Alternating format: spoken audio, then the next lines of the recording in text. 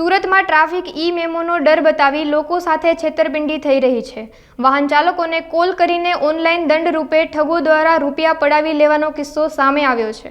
જે મામલે traffic DCP Amita વાનાણીએ જણાવ્યું હતું કે સુરત ટ્રાફિક દ્વારા આ પ્રકારે કોલ કરવામાં આવતો નથી। તેઓ જે તે વ્યક્તિને મોબાઈલ ઉપર મેસેજ કરે છે। તંત્ર દ્વારા દંડ ભરવા માટે ઓનલાઈન અને ઓફલાઈન સિસ્ટમ છે, તેથી કોઈ વ્યક્તિએ આ મુજબ ફોન આવે તો વ્યક્તિ તાત્કાલિક 100 નંબર ઉપર ફોન કરીને ફરિયાદ નોંધાવી શકે છે।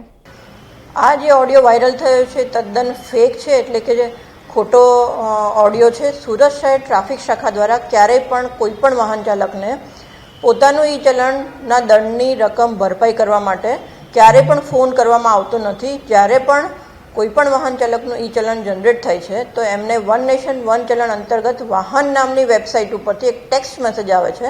એ ટેક્સ્ટ મેસેજ પર આપેલી લિંકમાં જવાથી કોઈ પણ વાહન ચાલક પોતાનો વાહન નંબર નાખી અને ચલણની દંડની રકમ ઓનલાઈન ભરપાઈ કરી શકે છે। ચલણ ભરપાઈ કરવા માટેની બે સિસ્ટમ છે, એક તો ઓફલાઈન છે અને બીજી ઓનલાઈન છે। આ ઓફલાઈન તમે સુરત શહેરના કોઈ પણ એસીપીની ઓફિસમાં, સાથે સાથે ટ્રાફિકના પીઆઈની ઓફિસમાં અને સીપી ઓફિસમાં આવેલા ઈ ચલણના રૂમમાં તમે ઓફલાઈન તમારી ઈ ચલણની દંડની રકમ ભરપાઈ કરી શકો છો। અને ઓનલાઈન જે છે એ આ વાહનની વેબસાઇટ પરથી જઈ અને તમે ત્યાં લિંક કરીને પોતાનો વાહન નંબર નાખવાથી ઓનલાઈન ચલણ ભરપાઈ થઈ શકે છે।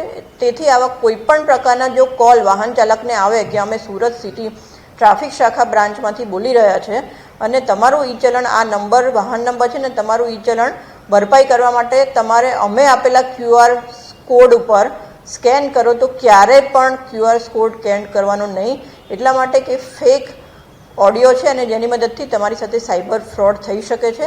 જેથી ફક્ત ને ફક્ત વેબસાઇટ પર લિંક કરીને જે તમારા ફોનમાં ટેક્સ્ટ મેસેજ આવે છે અથવા તો કોઈ પણ ઓફલાઈન અમે જે બતાવેલી જગ્યાઓ છે ત્યાં જઈને આપનું ઈ ચલણ આપ ભરપાઈ કરી શકો છો।